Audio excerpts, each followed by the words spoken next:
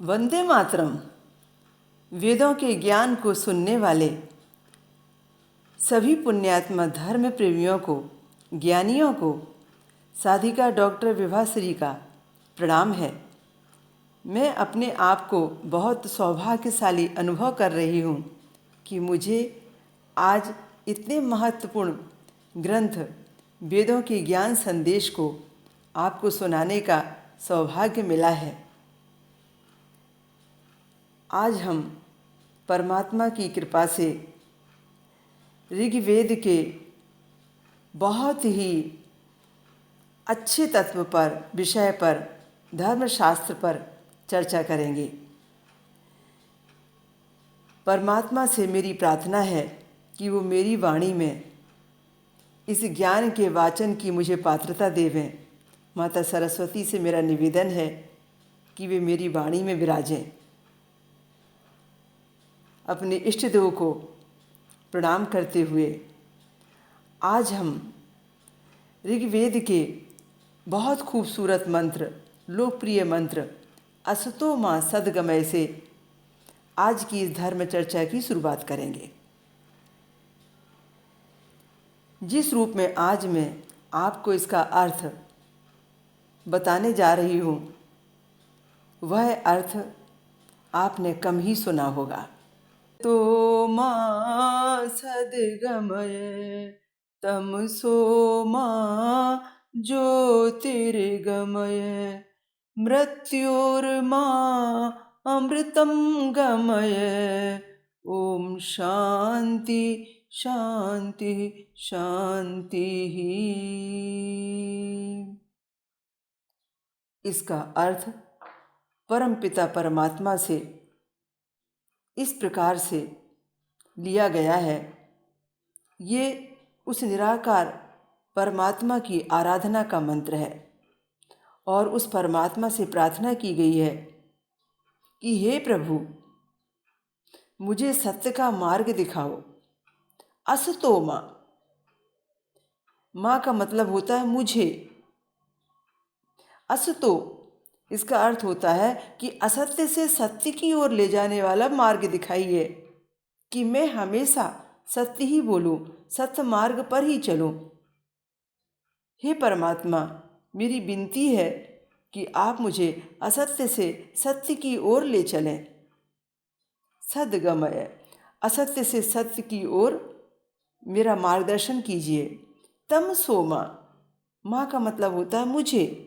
तमसो का मतलब होता है अंधकार। अंधकार से प्रकाश की ओर लाइए। मुझे अधर्म से बचाइए। मेरे भीतर के अंधकार और अज्ञान को दूर करो। प्रकाश और सच्चा ज्ञान मुझे दो। मुझे अच्छे कर्म करने में सक्षम करना। मृत्योर्मा, मैं मृत्यु के बाद, पूरा जीवन जीने के बाद जब इस दुनिया से जाऊं, तो मुझे इतने अच्छे कर्म करने के लिए सक्षम करना कि इस दुनिया को छोड़ने के बाद भी लोगों को मेरे कार्यों का फल मिलता रहे। मेरे कार्यों के रूप में मैं अमर रहूं। अमृतम गमय, मेरे जाने के बाद भी मेरे कार्य यहाँ पर मुझे अमर रखें। ओम शांति शांति शांति। 3 शब्द शांति के हैं। हमारे पूर्वादि के सारे जितने भी दोष हैं, उनसे मुझे बाहर निकलने के लिए शांति की आवश्यकता है। इस जन्म के सारे अवगुणों से बाहर निकलकर मुझे अपार शांति की आवश्यकता है। शारीरिक शांति भी और मानसिक शांति भी। हर प्रकार के चिंतन से और चिंता से शांति। मेरे भविष्य को शांति की आवश्यकता है। भूत, वर्तमान, भविष्य, प्रारब्ध, इस जन्म और आने वाला कल, सबके लिए ये शांति की कामना में 3 बार शांति का उल्लेख होता है। अभी तक कई लोगों ने असतो मां का जो मूल अर्थ है वो माता की उपासना से, देवी की उपासना से लिया है। जबकि ऋग्वेद का यह प्रसिद्ध मंत्र अपनी व्याख्या में यह प्रकट करता है कि निराकार परब्रह्म की उपासना है ये। और यहाँ पर जहाँ जहाँ माँ शब्द आया है उसका अर्थ है मुझे। इसलिए इसका अर्थ जब इस रूप में हम लेते हैं तो वह परमात्मा हमारा हाथ थामता है, हमें सद्मार्ग पर चलने की प्रेरणा देता है और हम सही में अंधकार से प्रकाश की ओर आने लगते हैं। हमारे अंदर इतना परिवर्तन आता है कि हम अच्छे कार्यों के लिए अपनी योग्यता बनाते हैं और हमारे जीवन का लक्ष्य कुछ अच्छा करके जाना होता है कि हमारे जाने के बाद पीढ़ियां हमको याद रखें।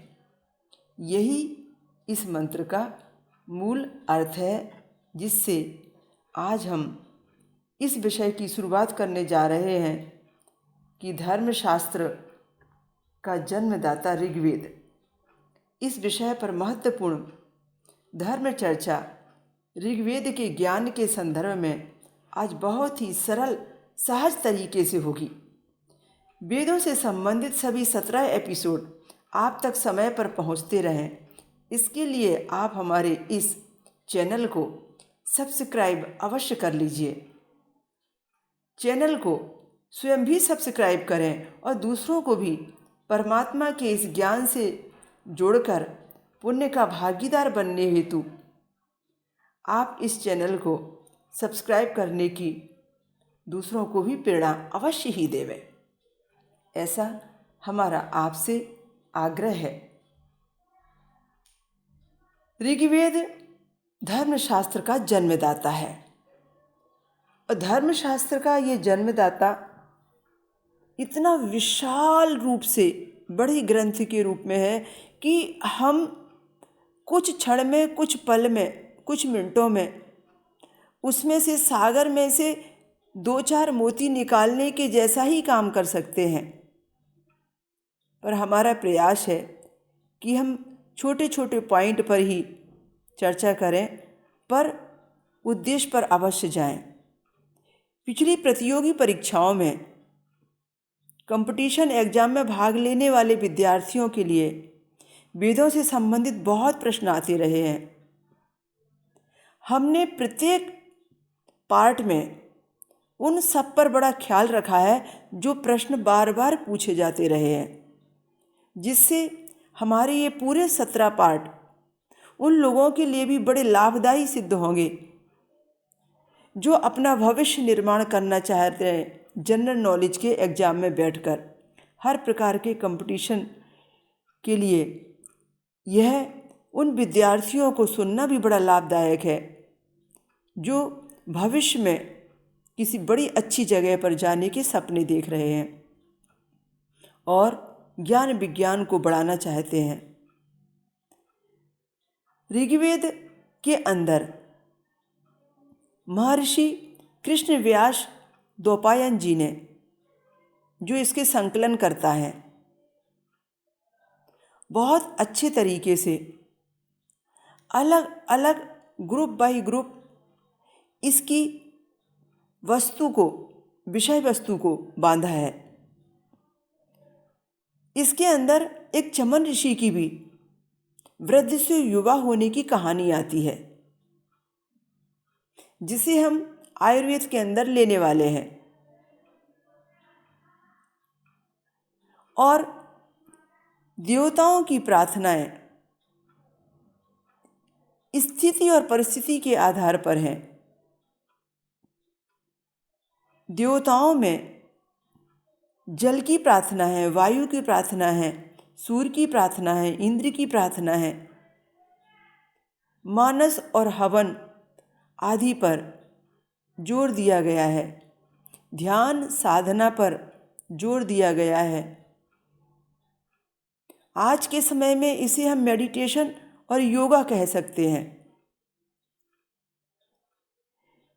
औषधियों की संख्या 125 बताई गई है। 107 स्थानों पर पूरे भारतवर्ष में ये पाई जाती हैं। अधिकतर पहाड़ियों पर इनकी उपलब्धियां बताई गई हैं। सहायक औषधियां मुख्य 125 की असंख्य हैं, जिन्हें गिना नहीं जा सकता। 25 नदियों का उल्लेख हमारे ऋग्वेद में आता है और सिंधु नदी सबसे बड़ी नदी कही गई है। एक बार गंगा का उल्लेख आया है और 3 बार यमुना नदी का उल्लेख आया है, और सबसे पवित्र और पूजनीय नदी सरस्वती को बताया गया है। आपकी जानकारी के लिए ये बता दें कि वर्तमान में सरस्वती नदी सूख चुकी है। आज यह नदी अस्तित्व में नहीं है। हिमालय पर्वत का जिक्र भी बहुत अच्छे तरीके से ऋग्वेद में आया है। गायत्री मंत्र के नाम से,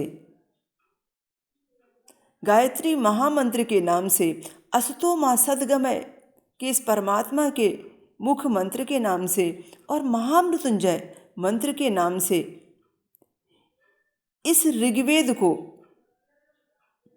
सभी धार्मिक ग्रंथों में सबसे ज़्यादा श्रेष्ठ बताया गया है और सबसे ज़्यादा यह लोकप्रिय हुआ है।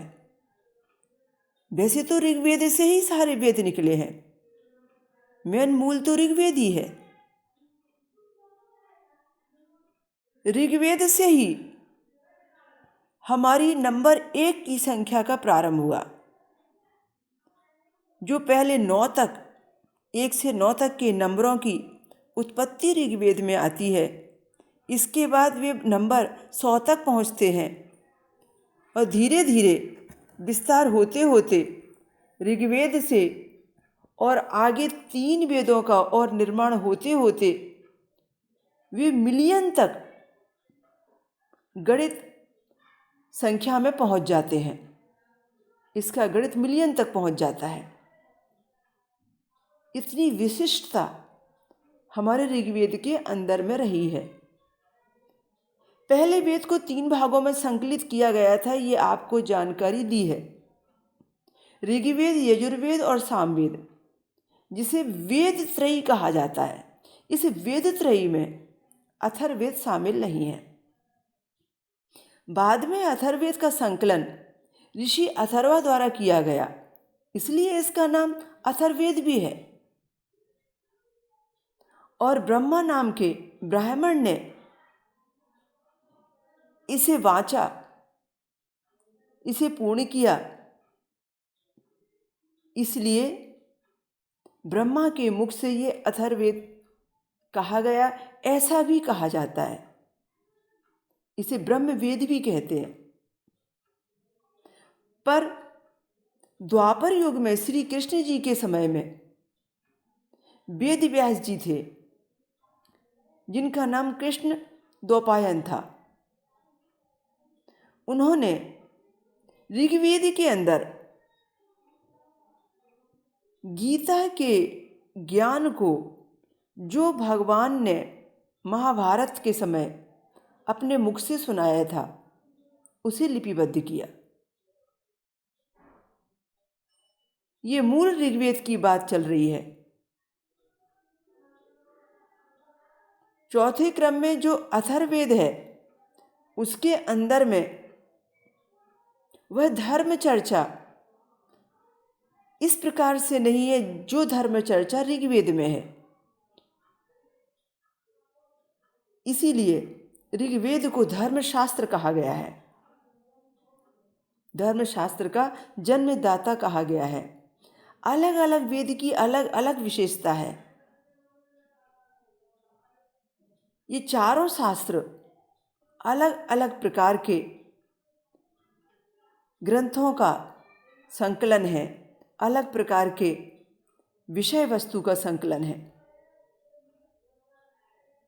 गीता के ज्ञान को ऋग्वेद में शामिल करके, या यूँ कहूँ कि गीता हमारी वेदों की पॉकेट बुक है, जो ऋग्वेद से निकल कर आई। ऋग्वेद के अनुसार धर्म क्षेत्र को समझने के लिए हिंदू धर्म को समझना पड़ेगा। इतिहास क्या कहता है? देवता ओम है और संप्रदाय सिर्फ पूजा संबंधी है, अलग अलग संप्रदाय नहीं थे। आस्था दर्शन की थी, पुनर्जन्म से मोक्ष तक की कामना थी। पुनर्जन्म को मानने वाले और मोक्ष तक जाने की कामना करने वाले। ऋग्वेद में ज्ञान दिया गया है, कर्म के बारे में और इस जगत माया के बारे में विस्तृत वर्णन है। दर्शन के बारे में और दर्शन के तरफ से, दर्शन के ज्ञान से धर्म को देखने के बारे में उल्लेख है। वेदांत का पूरा योग है और योग पूरा हर प्रकार से, चाहे अष्टांग योग कह लें, जितने भी प्रकार के योग बने हैं सब वेदों से और ऋग्वेद से निकले हैं। शाकाहारी, शाकंभरी, आयुर्वेद, युग संस्कार, भक्ति, हिंदू दर्शन, यह सब ऋग्वेद में इसके धर्मशास्त्र का हिस्सा है। इन पर बहुत अधिक ज्ञान चर्चा ऋग्वेद में है। इसके अंतर्गत जो ग्रंथ शास्त्र हैं, वेद संहिता, वेदांत, ब्राह्मण ग्रंथ, आरण्य ग्रंथ, उपनिषद, श्रीमद् भगवद गीता, रामायण, महाभारत, शिक्षापत्री, वचनामृत आदि कितने महत्वपूर्ण विषय इसमें लिए गए हैं। हम चर्चा करते हैं ऋग्वेद संसार का जो प्राचीन धर्म ग्रंथ है, उसमें क्या क्या और आगे आया है। इसमें जैन धर्म और बौद्ध धर्म विक्रम संवत प्रारंभ होने के पहले के थे और ईसाई धर्म विक्रम संवत प्रारंभ होने के बाद 20 वर्षों के बाद प्रारंभ हुआ। ऐसा कहा है कि इस्लाम धर्म आज से 1400 वर्ष पहले ही बना। इसलिए इस्लाम धर्म और ईसाई धर्म को वेदों के अंदर से बने संप्रदायों में गिना जाता रहा है। सनातन हिंदू धर्म से ही ये दो धर्मों का निर्माण हुआ है और सभी संप्रदायों का निर्माण भी सनातन हिंदू धर्म से ही हुआ है।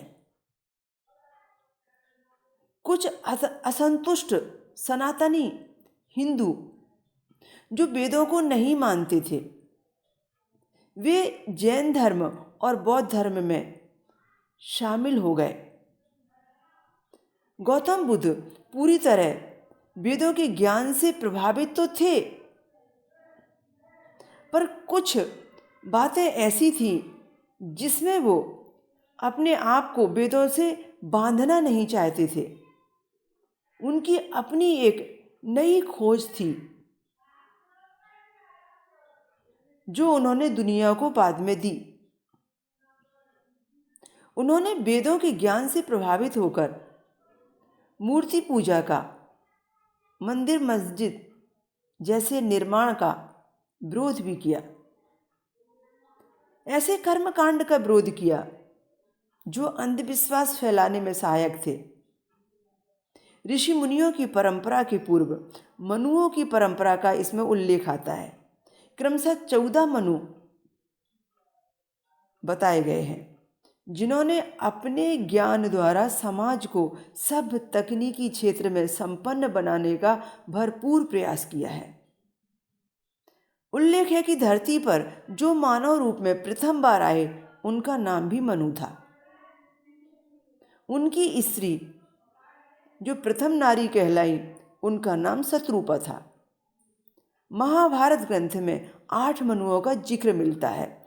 अकेले एक महाभारत ग्रंथ में 8 मनुओं का नाम और जिक्र है।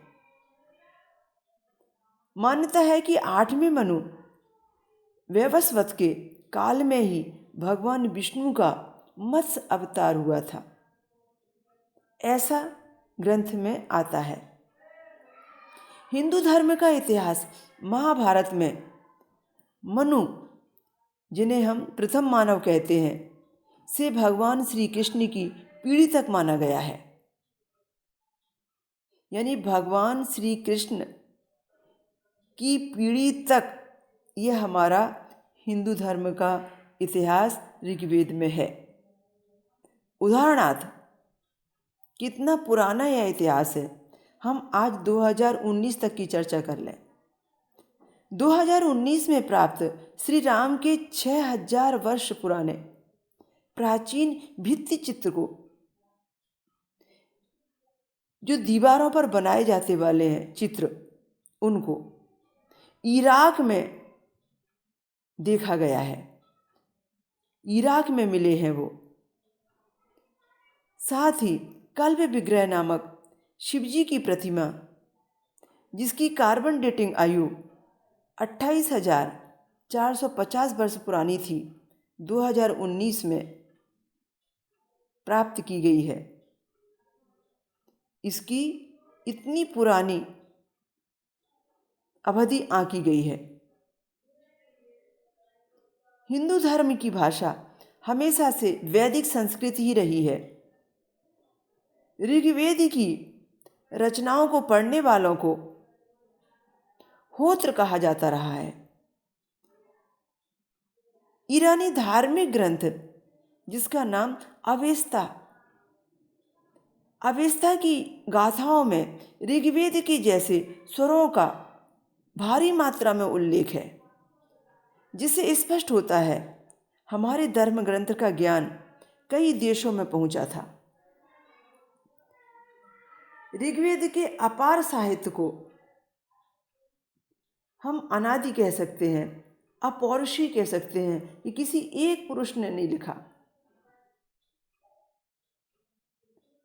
और यह जो ऋषि मुनि इसमें जुड़े और लिखते गए, उनके पहले भी ये ज्ञान था। सर्वोच्च ज्ञान है, सर्वोपरि है, ऐसा कहा गया है। ऋग्वेद में मंत्र विभाग को संहिता कहते हैं, और संहिता पर एक विवेचन जिस ग्रंथ में है उसको आरण्य कहते हैं। आरण्य का मतलब होता है जंगल, जंगल में बैठकर लिखा जाने वाला ग्रंथ। और इस सभी का अर्थ जिसमें है उसे ब्राह्मण ग्रंथ कहते हैं। ऋग्वेद से ही षट दर्शन निकला है। इसे पढ़कर 6 ऋषियों ने अपना षट दर्शन बनाया। षट दर्शनों के हम थोड़े नाम जान लेते हैं। न्याय दर्शन, वैशेषिक दर्शन, साख्य दर्शन। आपने इनका नाम श्रीमद् भागवत गीता में भी सुना होगा। योग दर्शन, ये सब आध्यात्मिक धर्मशास्त्र का हिस्सा है। मीमांसा दर्शन और वेदांत दर्शन, इन 6 को वैदिक दर्शन यानी आस्तिक दर्शन का नाम दिया गया है। आस्तिक व्यक्ति इसमें आस्था रखते हैं, और इनको पढ़ने और मानने और जानने वाले व्यक्ति आस्तिक कहे गए हैं। पर 7वां दर्शन, जिसे चरवाक दर्शन कहते हैं, जिसने बाद में चरवाक संप्रदाय बनाया, और 8वां दर्शन जिसे बौद्ध दर्शन कहते हैं, जिसमें बाद में बौद्ध संप्रदाय बना, और 9वां दर्शन जो जैन धर्म को मानने वालों का था। ये तीनों दर्शन वेदों को नहीं मानते, और जो वेदों को नहीं मानते, दर्शन के अंतर्गत उन्हें नास्तिक दर्शन कहा गया है। इसलिए इन तीनों को अवैदिक दर्शन यानी नास्तिक दर्शन की संज्ञा दी गई है। ऋग्वेद के अंदर धर्म ग्रंथों के अनुसार वेदों को मानने वाले आस्तिक हैं और वेदों को ना मानकर अपनी मन मर्जी से किसी भी संप्रदाय या किसी भी व्यक्ति विशेष की पूजा करने वाले सभी को नास्तिक की संज्ञा दी गई है। इसलिए सभी धर्म गुरुओं ने, सभी प्रसिद्ध संतों ने, सभी प्रसिद्ध समाज सुधारकों ने, सभी राष्ट्र निर्माताओं ने वेदों का प्रचार प्रसार इसलिए किया कि वे यह जान गए थे कि ये हमारे आस्तिक होने के लिए, परमात्मा से हमारे कनेक्शन जोड़ने के लिए सर्वोपरि है। और इनके ज्ञान को उन्होंने बहुत अच्छे से अपनाया। उस ज्ञान को जीवन में धारण करके उन्होंने अपने लक्ष्य को भी प्राप्त किया। इस तरह से हमने ये धर्म ग्रंथ की चर्चा की। इतने अनमोल वचन इसके अंदर में है कि जिन्हें गिना नहीं जा सकता, और इतनी विशिष्ट बातें इसके अंदर में हैं कि जिन्हें वर्षों लग जाएं तो आदमी लिख ना पाए। वेदों में ईश्वर के होने के 7 प्रमाण बताए गए हैं। जो व्यक्ति तर्क उतर करते हैं कि भगवान है या नहीं, वेदों में खासतौर से ऋग्वेद ने इसकी बहुत अच्छी व्याख्या की है। ऋग्वेद में निर्गुण ब्रह्म की उपासना है, और जो प्रमाण बताए हैं इस दुनिया में ईश्वर के होने के, वो सबसे बड़े प्रमाणों में कुछ खास 7 प्रमाण कि हर कार्य का एक कारण होता है और कारण के होने पर ही कार्य होता है। इस सृष्टि के होने का क्या कारण है, इसलिए प्रमाणित होता है कि कोई तो कारण है जो ये सृष्टि है, इसलिए ईश्वर है। विस्फोट से सृजन नहीं होता, सृजन से ही सृजन होता है। हम कल्पनाएं कितनी भी कर लें, विज्ञान हमें कुछ भी समझा ले कि इतने विस्फोट हुए और इस तरीके से यह सृष्टि का निर्माण हुआ, पर निर्जीव से जीवन नहीं मिलेगा। दूसरा, हर डिजाइन का एक डिजाइनर होता है। कोई तो डिजाइन है ऐसी जिसे किसी डिजाइनर ने ही बनाया है। बिना कलाकार के कला नहीं बनती। सारी सृष्टि की जो ये डिजाइन तैयार हुई है, इसे बनाने वाला जो डिजाइनर है वही तो ईश्वर है। तीसरा, प्राणी है तो प्राणदाता भी तो होगा ना। किसने इतने असंख्य प्राणियों के अंदर में प्राण भरे हैं। सजीव से ही सजीव जन्म लेता है, निर्जीव से वंश नहीं बढ़ता। चौथा, हर नियम जिसे हम लॉ कहते हैं उसका एक नियम निर्माता होता है। लॉ है तो लॉ मेकर भी तो है ना। सभी प्राणी, सभी वनस्पति, ग्रह, नक्षत्र, सौर मंडल, पृथ्वी, सभी अपना अपना काम बिल्कुल निश्चित नियम से कर रहे हैं। कौन है जो उनसे यह सब कुछ नियम से करवा रहा है? पृथ्वी का समय पर घूमना, दिन रात का समय पर होना, सूर्य का समय पर निकलना, समय पर शुक्ल पक्ष कृष्ण पक्ष का होना, समय पर बारिश होना, ऐसे असंख्य करोड़ों विषय जो सामने में यह प्रमाणित करते हैं कि ये सब जो नियम से सुचारू रूप से चल रहा है, इसे कोई तो लॉ चला रहा है, कोई तो लॉ है, और लॉ है तो उसका लॉ मेकर भी है, नियम है तो नियम निर्माता भी है। पांचवा, अलग अलग शरीर होने पर भी कितने प्राणी हैं इस दुनिया में, अलग अलग शरीरधारे, अलग अलग शरीरधारी व्यक्ति सुचारू रूप से सभी का काम करना, जीव जंतु प्राणी बंजर सभी अपने अपने निर्माण में, जीवन यापन में अपनी अपनी बुद्धि से कैसे योगदान दे रहे हैं, कैसे वह जीवन अपना चला रहे हैं। कौन है जो सभी जीवों में प्राण बनकर उनको चला रहा है? निश्चित वह ईश्वर ही है। छठवां, स्वतंत्र इच्छा शक्ति का होना। प्रत्येक मानव को बुद्धि, तर्क, इच्छा, प्रतिक्रिया को स्वतंत्र रूप से इस्तेमाल कराता है। वो कौन है? निश्चित रूप से हर प्राणियों में जो अलग अलग प्रकार की इच्छा शक्ति देता है, अलग अलग प्रकार की स्वतंत्रता से जीने का अधिकार देता है, वो और कोई नहीं, वह ईश्वर है। सातवां, आनंद की तलाश करना, और यह आनंद ईश्वर को पाने में है, सच्चिदानंद हो जाने में है, परमानंद कहाने में है। ये आनंद परमानंद के अंदर है, सच्चिदानंद के अंदर है। हम तभी तो बिछड़े हुए किसी व्यक्ति को खोज रहे होते हैं। वह परमात्मा, उसने हमें आंखें दी हैं पर वो आंखों से दिखाई नहीं देता, कान दिए हैं पर वो सुनाई नहीं देता। ईश्वर का अस्तित्व है, हम सभी उसी को तलाश कर रहे हैं। ये ऋग्वेद का कुछ छोटा सा उदाहरण, ईश्वर के होने के कुछ प्रमाण आध्यात्म में, धर्मशास्त्र में जो देकर दुनिया को ये बताने की कोशिश की है कि इस सृष्टि का निर्माता वह निराकार परमात्मा है। उसे आप किसी भी रूप में कोई भी नाम दे दीजिए। इतनी सुंदर पृथ्वी जहाँ दुनिया बसी है, आई कहाँ से? जन्म कैसे हुआ?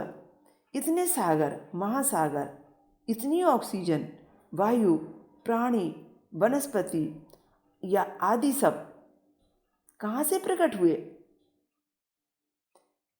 इस पृथ्वी पर आए कहाँ से? इस रहस्य को वेदों से ही जाना जा सकता है। इसीलिए तो उसे धर्मशास्त्र कहा है।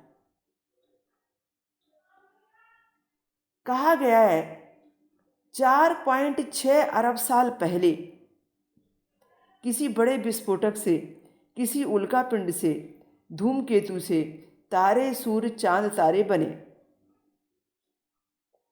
पर कल्पना करो, सजीव इंसान कैसे बनेगा?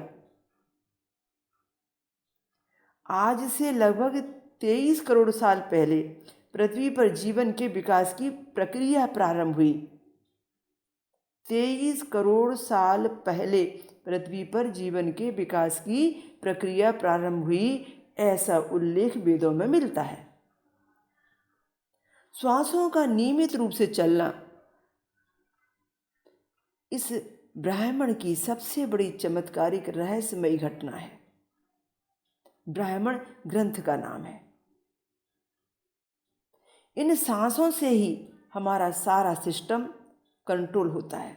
शारीरिक और मानसिक दोनों ही प्रतिक्रियाएं हमारी इन सांसों पर निर्भर है। जब भी हमें अधिक ऊर्जा की जरूरत होती है, अधिक भागते हैं, मेहनत करते हैं या क्रोध करते हैं, उसमें भी ऊर्जा लगती है, तो हमारी श्वासें तेज चलने लगती हैं। और जब हम शांत होते हैं, ध्यान में होते हैं, खुश होते हैं, तो हमारी सांसें धीमी हो जाती हैं। ये सब प्रमाणित इस विषय को करती हैं कि कोई है जो हमें इन श्वासों के द्वारा जीवन दे रहा है। तो इस विषय पर हमने चर्चा की और ये बहुत ही महत्वपूर्ण विषय था।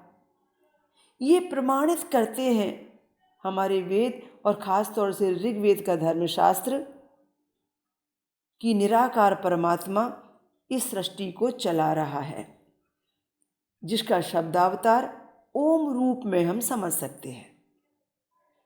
तो आज के इस विषय को मैं यहीं विराम देती हूँ और अपेक्षा करती हूँ कि आप इस ज्ञान को, इस चैनल को सब्सक्राइब कर कर अधिक लंबे समय तक जो हम आपको देने वाले हैं हर बार सुनने का प्रयास करेंगे और लोगों तक पहुंचाकर इस धर्म की स्थापना में एक अच्छा योगदान देकर पुण्य कमाएंगे। जय हिंद।